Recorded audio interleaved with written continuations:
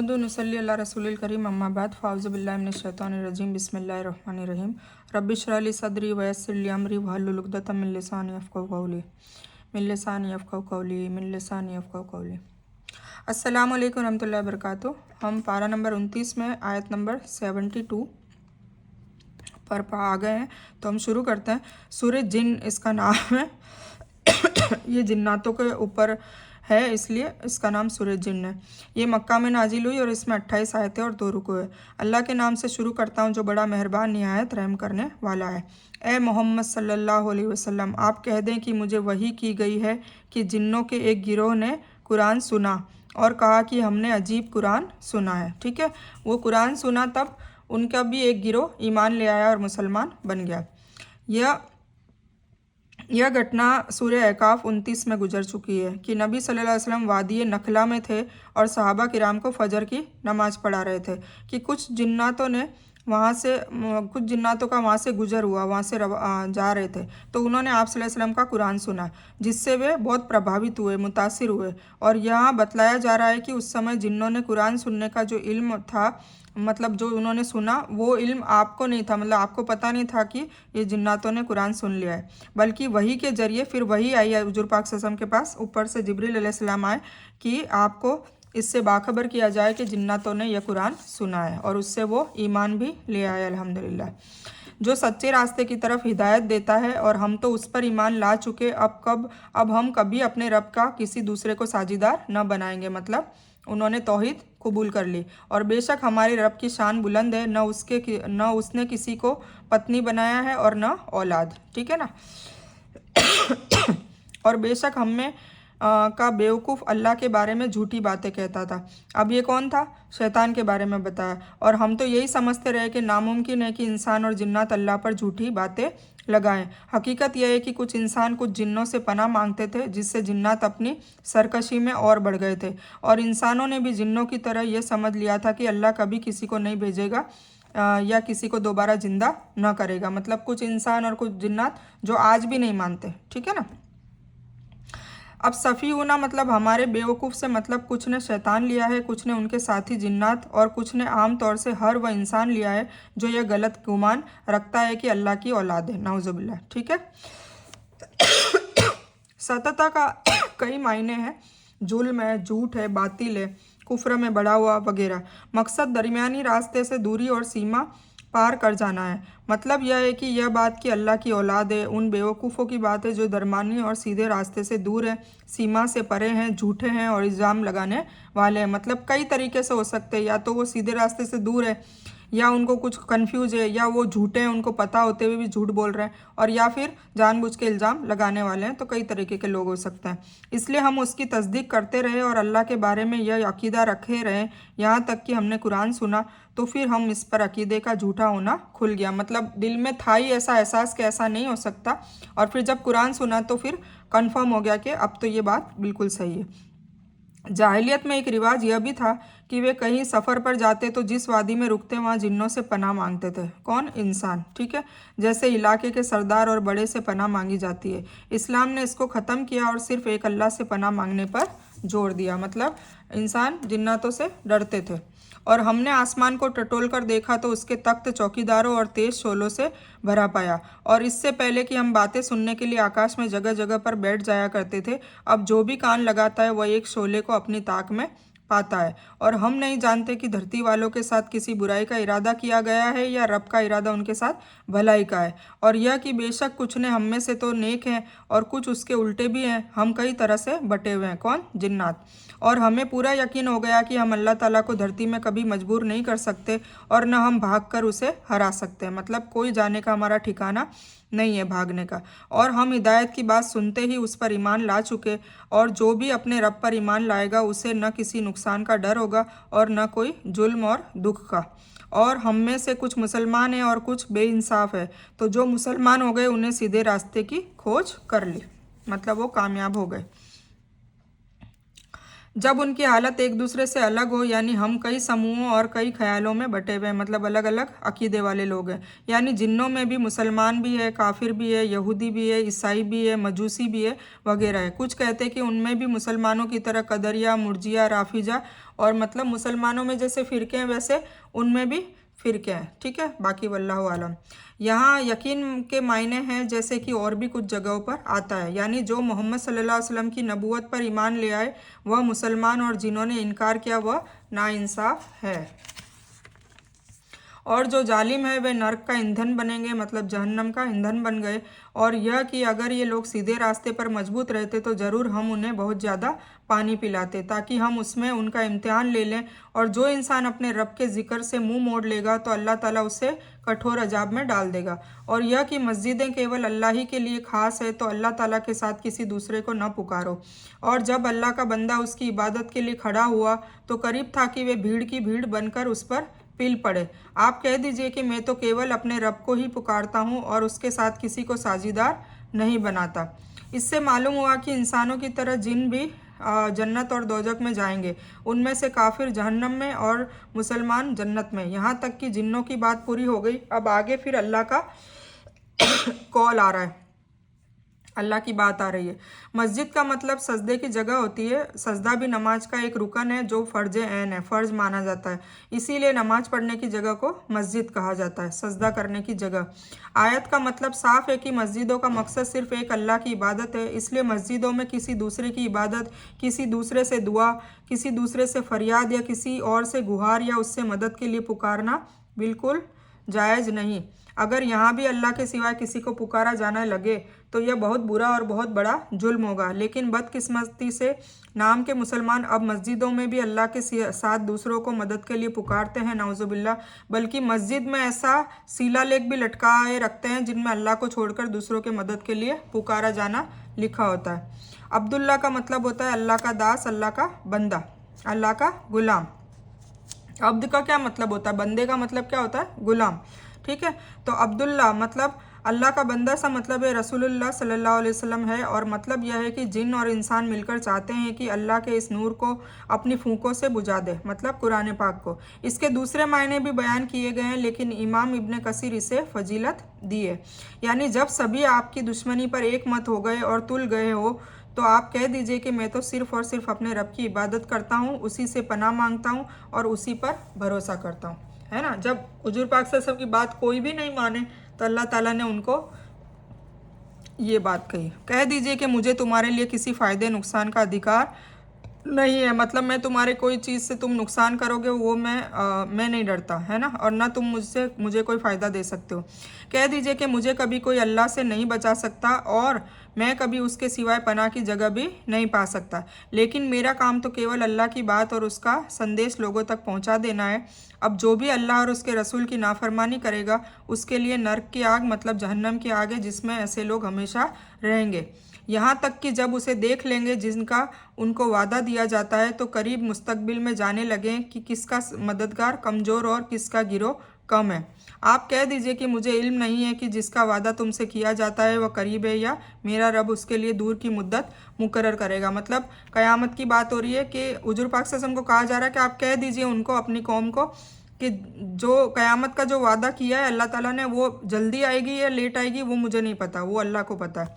वह गैब का जानने वाला है और अपने गैब पर वह किसी को बाखबर नहीं करता। मतलब गैब का जानने वाला कौन है? सिर्फ़ और सिर्फ अल्लाह। गैब की खबर भी हुजूर पाक सल्लल्लाहु अलैहि वसल्लम को अल्लाह जो चाहता है वही देता है, बस सारी नहीं देता है। ठीक है, तो ये हुजूर पाक सल्लल्लाहु अलैहि वसल्लम को खुद कहने को कहा है। तो इससे ये बात भी वाजे हो जाती है कि हर गैब को हुजूर पाक सल्लल्लाहु अलैहि वसल्लम भी नहीं जान सकते, है ना। वो अल्लाह जो गैब का इल्म अल्लाह हुजूर पाक सल्लल्लाहु अलैहि वसल्लम को देना चाहता है वही देता है। यानी मुझे तुम्हारी हिदायत और गुमराही और फ़ायदे नुकसान का हक़ नहीं, मैं तो सिर्फ एक अल्लाह का बंदा हूँ जिसे अल्लाह ने वही और रिसालत के लिए चुन लिया है। यानी उस वक्त उनको पता लगेगा कि मुसलमानों का मददगार कमज़ोर है या मुशरिकों का। ठीक है, और तौहीद वालों की तादाद कम है या अल्लाह के अलावा के पुजारियों की। मतलब यह है कि मुशरिकों का तो सिरे से कोई मददगार है ही नहीं और अल्लाह की बेशुमार सेना के आगे इन मुशरिकों की तादाद भी आटे में नमक के बराबर होगी, क्योंकि उस वक्त फरिश्तों को भी गिना जाएगा, मोमिन मर्द और औरतें भी होंगी, बच्चे भी होंगे। तो उस मैदान अशर में ये बताया जा रहा है कि मुशरिकों की तादाद ज़्यादा होगी या मोमिनों की, सिवाय उस रसूल के सल्लल्लाहु अलैहि वसल्लम के जिसे वह पसंदीदा बना ले, इसलिए कि उसके भी आगे पीछे पहरेदार मुकर्रर कर देता है ताकि मालूम हो जाए कि उन्होंने अपने रब का संदेश पहुंचा दिया है। अल्लाह ताला ने उनके करीबी चीज़ों को घेर रखा है और हर चीज़ की तादाद की गिनती कर रखी है। ठीक है, यानी अपने पैगंबर सल्लल्लाहु अलैहि वसल्लम को कुछ गैब की बातों से खबर कर देता है जिसका ताल्लुक या तो मैसेज पहुंचाने से होता है या उनके रसूल होने का सबूत होता है। और खुली बात यह है कि अल्लाह के खबर करने से रसूल गैब का जानने वाला नहीं हो सकता, क्योंकि अगर पैगंबर को भी गैब का इल्म होता तो फिर अल्लाह की तरफ से उसे गैब की बाखबर करने का कोई मतलब ही नहीं रह जाता, है ना। पहले से गैब का इल्म सारा होता तो फिर अल्लाह ताला क्यों मैसेज पहुंचाते, क्यों जिब्रील अलैहिस्सलाम आते। तो अल्लाह ताला अपना गैब उसी वक्त अपने रसूल पर जाहिर करता है जब उसे पहले से इस गैब का इल्म नहीं होता है। इसीलिए गैब का इल्म सिर्फ अल्लाह ही को है, जैसा कि यहाँ से साफ साफ बताया गया है। ठीक है, यानी वही उतरने के समय पैगंबर के आगे पीछे फरिश्ते होते हैं जो जिन्नों और शैतानों को वही की बातें नहीं सुनने देते, है ना। जब वही आती है तब, क्योंकि जिन्नातों को तो ये काबिलियत होती है सुनने की, तो बीच में फरिश्ते आड़ बन जाते हैं। ज़मीर किसकी तरफ फिरता है? कुछ के ख्याल में रसूल सल्लल्लाहु अलैहि वसल्लम, ताकि आप जान ले कि आपसे पहले रसूलों ने भी अल्लाह का संदेश इसी तरह पहुंचाया जिस तरह आपने पहुंचाया, या पहरेदार फरिश्तों ने अपने रब का पैगाम पैगंबर को पहुंचा दिया। कुछ ने उसे अल्लाह की तरफ फिराया है, इस हालत में कि मतलब यह होगा कि अल्लाह अपने फरिश्तों के जरिए अपने पैगंबरों की हिफाजत करता है ताकि वह रिसालत के काम को अच्छी तरह से कर सके। मतलब जिन्नातों को दूर रखता है, जो सरकशी वाले होते हैं, जो इब्लिस के फौज होते हैं, फौजी होते हैं। वह उस वही की भी हिफाजत करता है जो पैगंबरों को भेजी जाती है ताकि वह जान ले कि उन्होंने अपने रब के पैगाम लोगों तक सही सही पहुंचा दिया। और एक ये भी होता है कि जो उनको कहा जा रहा है वो बात में फ़र्क तो नहीं है, तो सही वैसी की वैसी पहुंच जाए, इसलिए भी फरिश्तों को तैनात रखता है। ठीक है, तो ये थी सूरह जिन जो जिन्नातों पर थी। और इंशाल्लाह मैंने इन सब का जो खुलासा है वो धीरे धीरे मैं लिखूंगी, तब मैं आप लोगों को बताऊंगी। इसका खुलासा जब करूंगी तब आपको सही में इसका इंशाल्लाह जो मैसेज है, वैसे तो आपको समझ आ ही रहा होगा, कोई ऐसा टफ तो है नहीं, बिल्कुल आसान शब्दों में आसान भाषा में ही मैं आपको बता रही हूँ। उसके बावजूद भी जब हम खुलासा मतलब क्रक्स बताएंगे हर सूरह का, मैं आई थिंक लास्ट सूरह यूनुस तक का खुलासा मैंने अपलोड कर दिया है। आप लोगों ने सुना नहीं सुना मैं आपको इंशाल्लाह देती रहूँगी, पर फिर उसके आगे का मैंने छोड़ दिया था। मैं मुसलसल कुरान का तर्जुमा ही पढ़ रही थी कुछ मशरूफियत की वजह से। तो फिर मैं इंशाल्लाह जब ये कुरान मुकम्मल हो जाएगा तब फिर मैं उनके एक एक सूरह के खुलासे भी आप लोगों को बयान करूँगी, क्रक्स करूँगी, ताकि आप लोगों को अच्छे से हर सूरह का क्रक्स समझ में आ जाए। ठीक है, इंशाल्लाह आमीन। तो अब हम सूरह मुजम्मिल लेते हैं। सूरह मुजम्मिल मक्का में नाजिल हुई और उसमें 20 आयतें और 2 रुकू है। अल्लाह के नाम से शुरू करता हूँ जो बड़ा मेहरबान निहायत रहम करने वाला है। ए चादर में लिपटने वाले, अब ये हुजूर पाक सल्लल्लाहु अलैहि वसल्लम के लिए बोला जा रहा है, या अय्युहल मुजम्मिल। ठीक है, जिस वक्त इन आयतों का नुज़ूल हुआ नबी सल्लल्लाहु अलैहि वसल्लम चादर ओढ़कर लेटे हुए थे। अल्लाह ने आप सल्लल्लाहु अलैहि वसल्लम की हालत की चर्चा करते हुए मुखातिब कर दिया, है ना। मतलब जो जिस सिचुएशन में वो लेटे हुए थे चादर ओढ़ के, उसी सिचुएशन में वही आई तो उनको मुखातिब भी यही कर दिया, ये चादर में लिपटने वाले। ठीक है, या अय्युहन नबी नहीं बोला, या अय्युहर रसूल नहीं बोला, या अय्युहन मोहम्मद या अहमद नहीं बोला, या अय्युहन मुजम्मिल बोल दिया, मतलब ये चादर में लिपटने वाले। तो मतलब यह है कि अल्लाह ने आपकी इसी हालत की चर्चा करते हुए मुखातिब कर दिया। मतलब यह है कि अब चादर छोड़ दे और रात में थोड़ा खड़े रहे, यानी तहज्जुद की नमाज पढ़। कहा जाता है कि इस हुक्म के एतबार से आप सल्लल्लाहु अलैहि वसल्लम पर तहज्जुद की नमाज फ़र्ज थी, है ना। तो तहज्जुद की नमाज के लिए बोला जा रहा है चादर में लिपटने वाले रातों को उठ खड़े हो जाओ, मतलब तहज्जुद की नमाज के लिए, लेकिन थोड़ी देर, मतलब थोड़ी देर पढ़नी है, आधी रात या उससे भी कुछ कम, मतलब रात का थोड़ा सा एक हिस्सा, या उस पर बढ़ा दे, या कुरान को ठहर ठहर कर पढ़ा कर, मतलब कभी कम टाइम के लिए पढ़, कभी उस टाइम को बढ़ा दे, है ना। और कुरान को उसमें साफ साफ अल्फाज में ठहर ठहर कर पढ़ने का बोला है। ये हमें सिखाते हैं ना, जब हम किरात सीखते हैं तो क्या बोलते हैं, वरत्तिलिल कुरान तरतीला, मतलब ठहर ठहर कर पढ़ना, यूँ स्पीड से पढ़ने का बिल्कुल मना किया है। बेशक हम तुझ पर बहुत भारी बात जल्द ही नाजिल करेंगे, मतलब एक और वही आएगी, एक और मैसेज अल्लाह ताला भेजने वाला है। बेशक रात का उठना मन की यकसुई के लिए बहुत मुनासिब है। मतलब अगर कंसंट्रेशन बढ़ाना है तो रात को उठ के नमाज पढ़ने से कंसंट्रेशन बढ़ता है। तो ये हर स्टूडेंट के लिए है। अगर कोई एग्ज़ाम के लिए जा रहा हो तो उसे उठ के तहज्जुद की नमाज़ पढ़नी चाहिए और तहज्जुद और फजर के बीच में पढ़ाई करनी चाहिए। इंशाअल्लाह 100% कंसंट्रेशन से आपको याद रहेगा। ठीक है, मैं भी ऐसा करा करती थी और अल्हम्दुलिल्लाह याद रहता था। तो आप लोग भी कर सकते हैं, जो स्टूडेंट है उनके लिए मैं बता रही हूँ, या फिर कोई भी किसी का भी कोई। और इसके अलावा तहज्जुद में हर दुआ कबूल होती है, बस वो जायज़ होनी चाहिए। हर दुआ कबूल होती है क्योंकि अल्लाह ताला पहले आसमान में आता है। तो तहज्जुद वैसे भी पढ़नी चाहिए। तहज्जुद से कई फ़ायदे हैं। ठीक है, तो 5 वक्त की नमाज जो फ़र्ज़ है उसके बाद अगर कोई अफजल नमाज है, ऐसे तो तहज्जुद भी है, अव्वाबीन है, इशराक है, चाश्त है। ठीक है, पर सबसे इन 4-5 जो नफलें हैं एक्स्ट्रा की, उनमें भी सबसे ज़्यादा अहम तरीन जो है वो तहज्जुद है। और तहज्जुद की नमाज हुजूर पाक सल्लल्लाहु अलैहि वसल्लम पर तो फ़र्ज थी। ठीक है, तो इसलिए बताया जा रहा है कि कंसंट्रेशन बहुत अच्छा हो जाता है और बात को बहुत मुनासिब करने वाला है। मतलब रात का उठना और नमाज पढ़ना। बेशक तुझे दिन में बहुत से काम होते हैं, और एक हुजूर पाक सल्लल्लाहु अलैहि वसल्लम को कहा है कि दिन में काम होते हैं तो रात को एक इंसान सुकून से तसल्ली से पढ़ता है और अल्लाह ताला से कनेक्शन लगाने में बहुत ज़्यादा यकसुई आ जाती है। और तू अपने रब के नाम का जिक्र किया कर और सभी मखलूक से अलग होकर उसकी तरफ ध्यान मगन हो जा।